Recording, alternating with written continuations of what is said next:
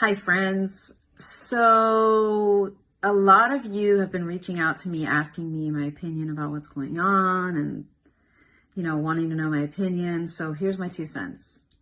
For those of you who don't know me, my name is Qurrar, also known as Erica for my American friends who can't say Qurrar. I am Iranian American. I have spent the last 12 years of my life as a human rights activist working on Iran policy, watching the Middle East. Yeah, it's a super complex issue, and many of you probably before today had never ever heard of the name Mohandes or Slimani, but I feel like we're living in the twilight zone, guys. I'm completely outraged at this notion that the propaganda machine that is the media is glorifying Qasem Soleimani. Do you people know that this man has not only the blood of Americans on his hands, but the blood of Iranians, Iraqis, Yemenis, Afghanis?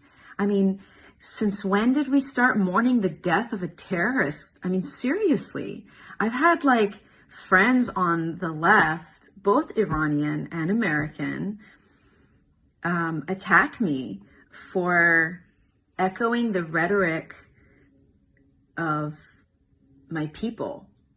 The people in Iran are happy. The people in Iran are happy that this man who was responsible for the slaughter of so many people is gone.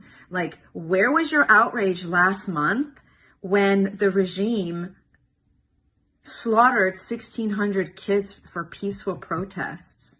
Where's your outrage for the thousands of political prisoners that are in Iran right now? Where was your outrage when the Hashtashabi took over the American embassy and vandalized it and killed an American contractor? I don't understand. So I'm sorry if I'm ranting, but who cares? My opinion doesn't really matter, but for the, in the interest of those that have reached out, here's the deal. I'm an Iran watcher. I'm an Iraq watcher. I'm a Syria watcher. I'm an Afghanistan watcher. And for the people on the ground, they don't hate America. They don't hate Donald Trump. In fact, there's a lot of trending hashtags right now from Iran on Twitter. Thank you, Trump. We thank you. Thank you for, Soleimani. Thank you. Go look for yourselves. And, honestly, guys, if you don't know anything about the Middle East, please keep your opinions to yourself. I beg you, because all you're doing is you're distorting the flow of information. You're drowning out the sound that's coming out from the ground. And people in Iran are happy.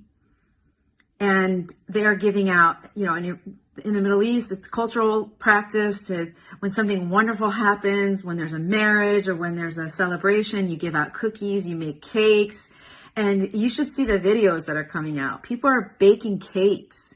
People are giving out cookies in public, in the streets, because they're happy.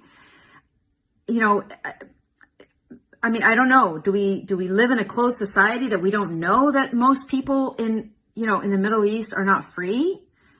Specifically in Iran, it's an Islamic state. There's no freedom of religion. There's no freedom of speech. There's no freedom of peaceful, protest. And for anyone who disagrees with the regime, they're arrested, they're jailed, they're tortured, and yeah, there's a lot of video coming out right now about, the funeral of Qasem Soleimani. It's so much propaganda, you guys. The regime has been saying death to America for 40 years. They forced us in school to say death to America. I was 7 years old. I didn't know what I was saying. And the people that are saying that right now, they're called the Basiji. They're they're getting paid. They're the ones that get paid to kill people on the street. So yeah, they're going to say death to America, but that's not the people. The majority of the people in the Middle East don't hate America. They don't hate Donald Trump. And I'm probably going to lose a lot of friends for saying this, but thank you, Mr. Trump, for making a very hard decision and for having the moral courage to do something that probably a lot of world leaders wouldn't have had.